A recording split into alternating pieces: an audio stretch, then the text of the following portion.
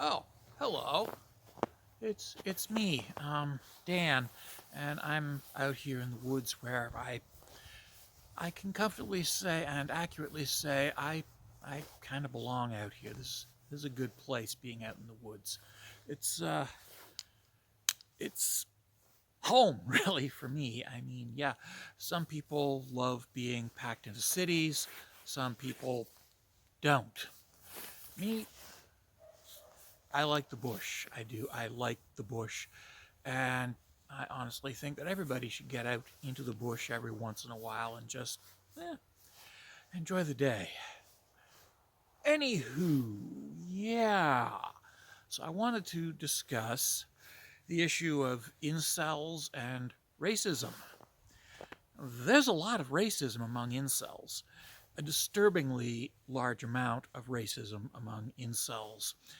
Um, and unfortunately, there's a lot of people who try to defend, justify, dismiss, minimize, and in some other way sweep under the rug the racism that is a significant problem when dealing with incels. I mean, there's a lot of racism among incels, and it's rather disturbing.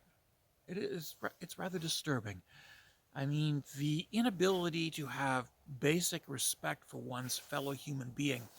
And let's face it, Negroes are our fellow human being, Asians are our fellow human beings, Arabs are our fellow human beings, Hindus are our fellow human beings, Jews are our fellow human beings, Slavonic people are our fellow human beings, and, well, pale skinned Europeans are our fellow human beings. I'm Métis, so yeah.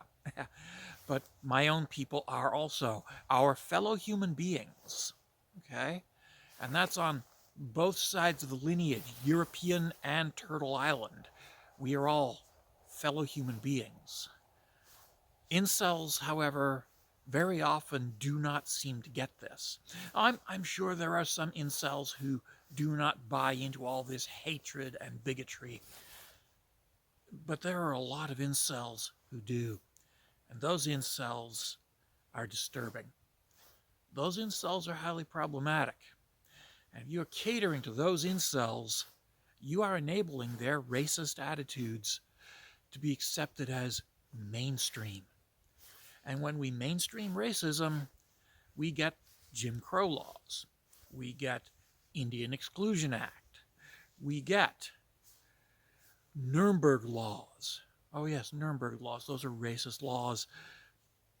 We get all kinds of obscene and evil ideological policies that are deeply counterproductive and lead to a lot of people who have potential talent being relegated to second class status because they belong to the wrong race, unquote. And there's a famous quote by Stephen Jay Gould that he is less interested in the convolutions of the brain of Einstein than he is in the fact that people of probably equal talent lived and died in factories and cotton fields in America. And the implication of this is the reason that they died in cotton fields and factories is because being not white, they were denied the opportunity to actually receive the education that would have allowed them to become great physicists, great chemists, great botanists, great statesmen, great anything. They were relegated to mediocrity by the circumstances of a racist society that refused to consider that these people had potential. Everyone has potential. Well, almost everyone. I'm even prepared to suggest that incels have potential. Some of them, absolutely. But when we exclude our fellow human beings on the grounds of race, we not only do a terrible disservice and injustice to them, we also do a terrible disservice and injustice to ourselves. We need to not allow this sort of racial nonsense to permeate our thinking, because honestly, it is racial nonsense.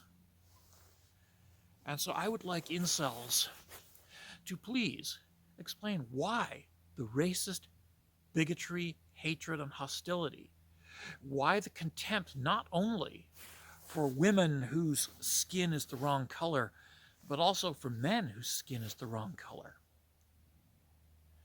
Why? Why the contempt? Why the hostility? Why the hate? Why? Can you explain why you feel the need to denigrate these people? Why you feel the need to minimize their humanity? Why you feel the need to mock and smear these human beings just because they belong to a different, quote, race than you do? Why? Something to think about.